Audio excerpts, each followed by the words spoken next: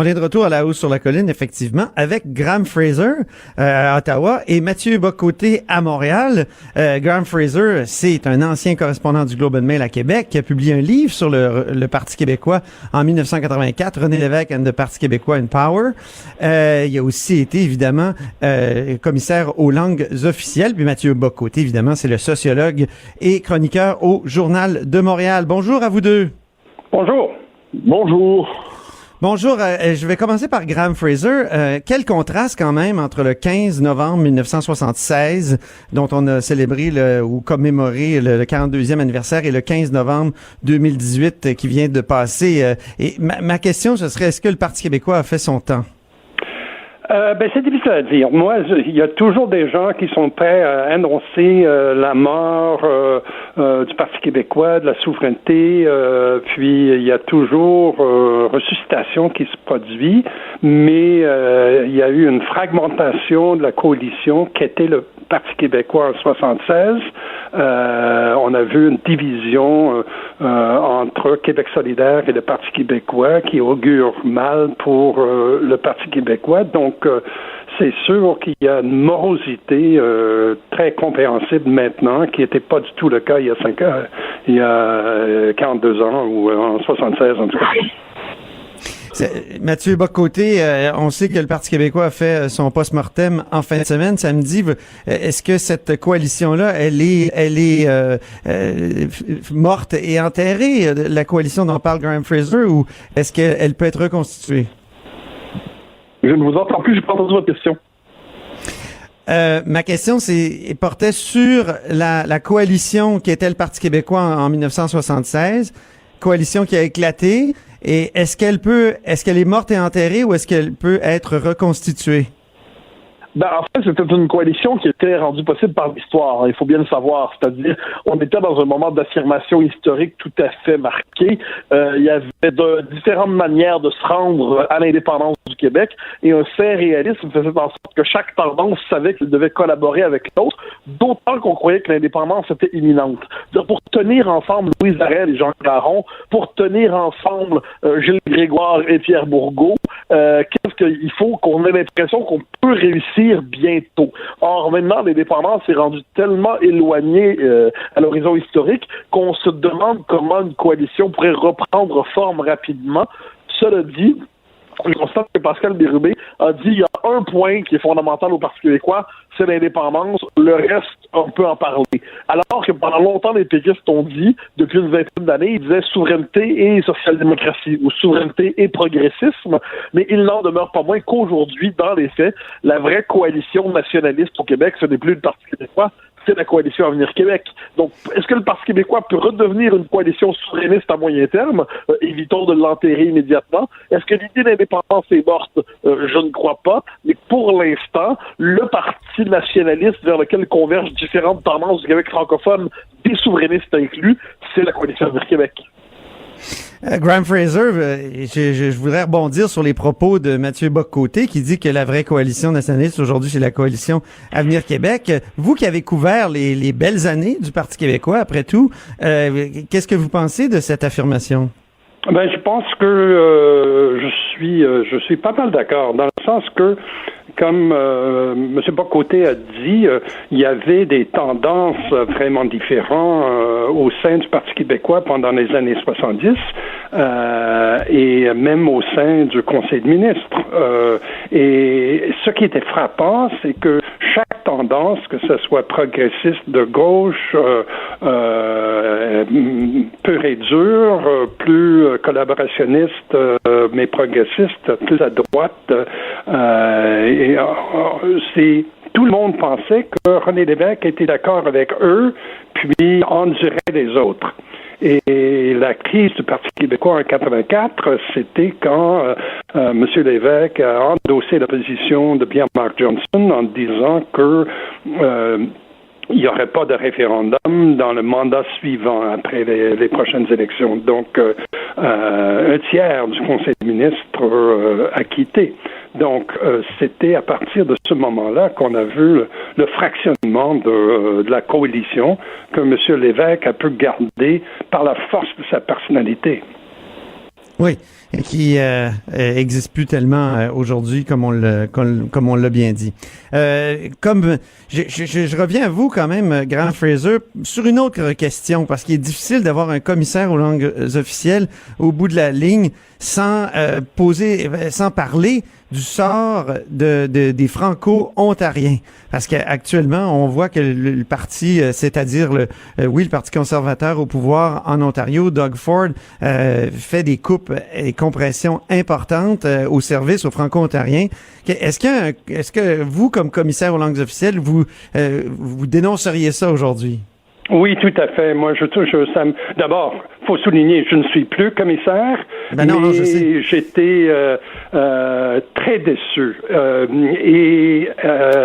je suis quand même frappé par la mobilisation de des communautés franco-ontariennes, surtout sur la question du commissaire au service en français.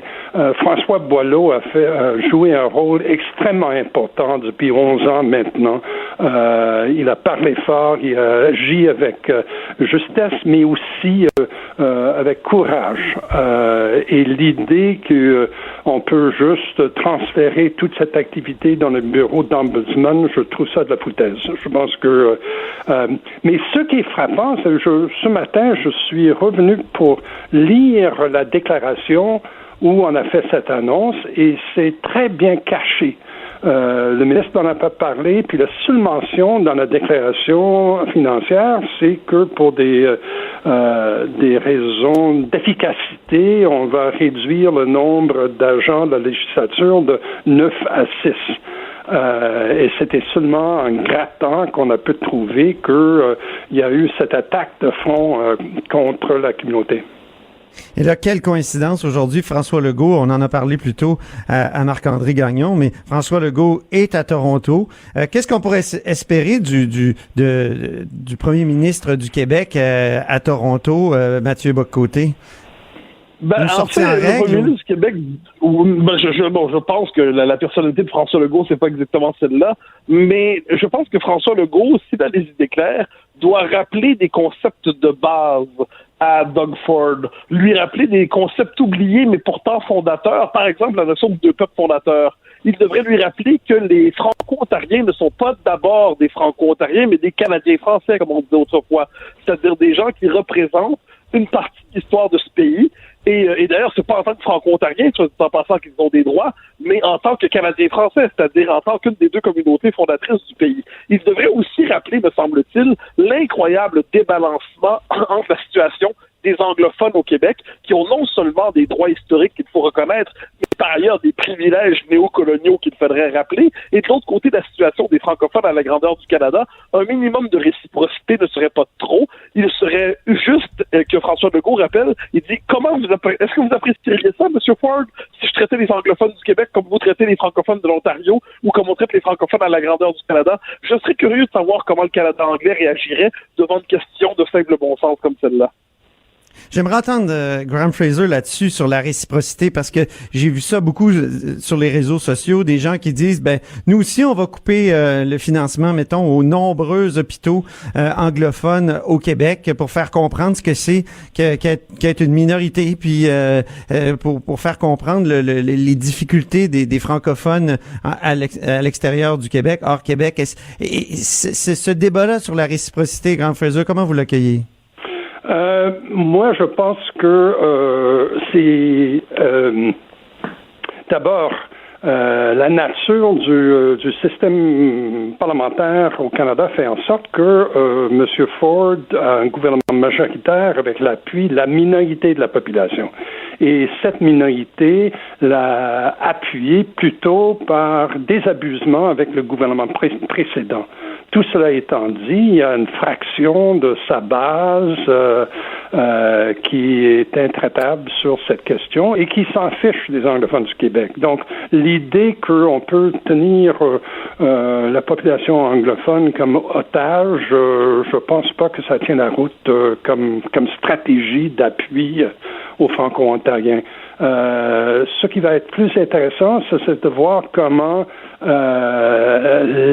la population ontarienne mobilise derrière les communautés francophones et quel sera le résultat. C'est ce genre de mobilisation après le règlement 17 en 1912 qui a créé le journal Le Droit et après l'hôpital Montfort qui a fait en sorte que maintenant l'hôpital Montfort c'est un hôpital de grande envergure, malgré les efforts du gouvernement de Mike Harris de le fermer. Donc, s'il y a une mobilisation de ce genre-là, c'est possible qu'on va voir des résultats positifs. Mais c'est pas en tenant en otage la population anglophone du Québec qu'on va avoir des résultats. Mathieu Bock-Côté, en terminant? Si je peux me permettre, c'est pas une question de prendre en otage qui que ce soit. C'est simplement de constater qu'au Québec, toute remise en question de certains privilèges institutionnels est pensée comme une forme de sacrifice des droits des minorités, par exemple dans le système de financement universitaire, alors qu'on constate qu'en Ontario, même les droits les plus élémentaires de la minorité sont présentés comme des privilèges. Alors, je pense pas que c'est une question d'otage ou quoi que ce soit, c'est simplement constater qu'il y a une forme d'impuissance québécoise là-dedans, et par ailleurs, au Canada anglais, on traite les francophones malgré tout, soit comme des bibelots, soit comme des résidus historiques appelés un jour à s'effacer. Me semble-t-il qu'un certain sens du réalisme politique devrait nous commander. En tout cas, tout à fait en faveur du réalisme politique face à la situation. Mais c'est un geste honteux qui a été fait en cachette et j'espère que le débat que ça a provoqué va produire des résultats positifs. En tout cas, merci d'en avoir fait écho ici à ce micro. Puis j'ai l'impression, avec la courte discussion qu'on a eue là-dessus, qu'on n'a pas fini de discuter, de débattre de ces enjeux-là, surtout cette semaine, les questions de dissymétrie, questions des accusations de prendre en otage et tout ça. Ben merci infiniment, Graham Fraser à Ottawa, et merci Mathieu Bock-Côté à Montréal. Je vous en prie. Merci, au plaisir.